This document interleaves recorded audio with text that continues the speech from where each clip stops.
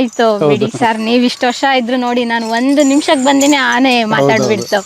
ಈಗ ಏನು ಬರುತ್ತೆ ಆನೆಗಳು, ಇದ್ರದ್ದೇನು ಬ್ರಿಟಿಷರು ಕೆಡ್ಡ ಆಪರೇಷನ್ ಅಂತ ಹೇಳಿ ಮಾಡಿ ಏನಕ್ಕೆ ಯೂಸ್ ಮಾಡ್ತಿದ್ರು ಅಂದರೆ, ಅವಾಗ ರೈಲ್ವೆ ಸ್ಲೀಪರ್ಸ್ ಮಾಡ್ತಾಯಿದ್ರು, ಮರಗಳನ್ನು ಕಡ್ದು ಮರದಲ್ಲಿ ರೈಲ್ವೆ ಟ್ರ್ಯಾಕ್ಗಳು ಮಾಡ್ತಾಯಿದ್ದಿದ್ದು.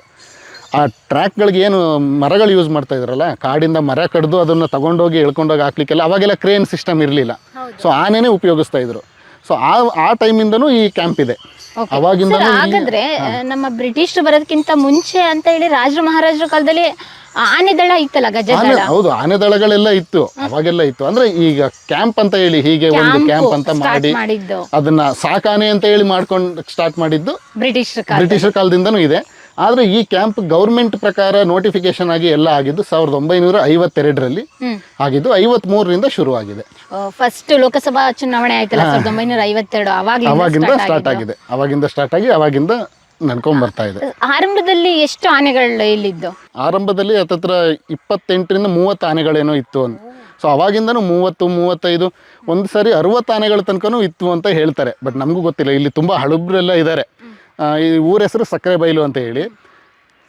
ಮ್ಯಾಕ್ಸಿಮಮ್ ಇಲ್ಲಿ ಸರ್ವ್ ಮಾಡಿರೋ 90% ಅಷ್ಟು ಜನ ಈ ಊರವರೇ.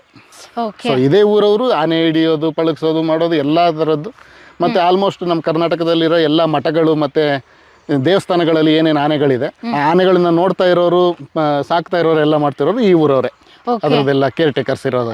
ಅಷ್ಟು ಟ್ರೈನ್ ಅಪ್ ಆಗ್ಬಿಟ್ಟಿದ್ದಾರೆ. ಅಂದರೆ ಈಗ ಸೇಮ್ ಲೈಕ್ ಈಗ ಒಂದು ಫ್ಯಾಮಿಲಿಯಲ್ಲಿ ಒಬ್ರು ಡಾಕ್ಟರ್ ಇದ್ದಾರೆ ಅಂತ ಅಂದರೆ, ಅಪ್ಪ ಡಾಕ್ಟರ್ ಇದ್ದಾನೆ ಅಂದರೆ ಮಗನು ಇವ್ನು ಬೇರೆ ಪ್ಯಾಷನ್ ಇತ್ತಂದ್ರೂ ಡಾಕ್ಟರ್ ಅನ್ನೋದು ಏನು ಅನ್ನೋದು ಒಂದು ಸ್ವಲ್ಪ ಎಕ್ಸ್ಪೀರಿಯನ್ಸ್ ಇರುತ್ತೆ. ಏನಾದರೂ ಒಂದು ಅಭ್ಯಾಸ ಇರುತ್ತೆ ಅದ್ರದ್ದು. ಆ ಹ್ಯಾಬಿಟ್ ಸ್ವಲ್ಪ ಯೂಸ್ ಆಗ್ತಾ ಇರುತ್ತೆ, ಇವನಿಗೂ ಗೊತ್ತಿರುತ್ತೆ ಒಂದಷ್ಟು ಐಡಿಯಾಸ್. ಅದೇ ಥರನೇ ಇಲ್ಲಿ ಇರೋದ್ರ ಥರ ಅವ್ರ ಅಪ್ಪ ಅಪ್ಪ ಅಥವಾ ದೊಡ್ಡಪ್ಪ ಅವ್ರ ಫ್ಯಾಮಿಲಿಯವರು ದೊಡ್ಡವರು ಕೆಲಸ ಮಾಡ್ತಾ ಇರ್ತಾರೆ. ಇವ್ರ ಮಕ್ಕಳು ಬಂದು ನೋಡ್ಕೊಂಡು ಹಾಗೆ ಕಲಿತಾ ಹೋಗ್ತಾರೆ. ಹಾಗಾದ್ರೆ ಇಲ್ಲಿರೋರಿಗೆ ಒಂದ್ ರೀತಿಯಾಗಿ ಜಾಬ್ ಸಿಕ್ತಂಗ ಆಯ್ತು. ಜಾಬ್ ಸಿಗ್ತಾ ಇದೆ. ಮತ್ತೆ ಇವಾಗ ರಿಕ್ರೂಟ್ಮೆಂಟ್ ಅಂತ ಹೇಳಿ ಮಾಡ್ತಾರೆ. ಆಲ್ ಓವರ್ ಕರ್ನಾಟಕ ಯಾರು ಬೇಕಾದ್ರೂ ಬರ್ಬೋದು. ಒಂದಷ್ಟು ಕಂಡೀಷನ್ಸ್ ಇದೆ.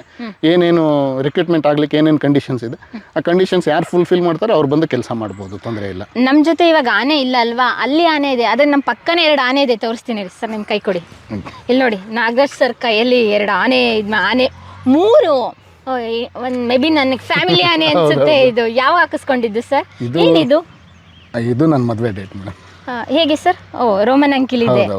ಓಕೆ, ಇದು ಏಕೆ ಆನೆ ಹಾಕಿಸ್ಕೊಂಡಿದ್ದೀರಲ್ಲ ನೀವು? ಅಂದರೆ ಮುಂಚೆಯಿಂದ ನನಗೆ ಸ್ವಲ್ಪ ಎಲಿಫೆಂಟ್ ಅಥವಾ ವೈಲ್ಡ್ ಅನಿಮಲ್ಸ್ ಅನ್ನೋದು ಸ್ವಲ್ಪ ಪ್ಯಾಷನ್. ನಾನು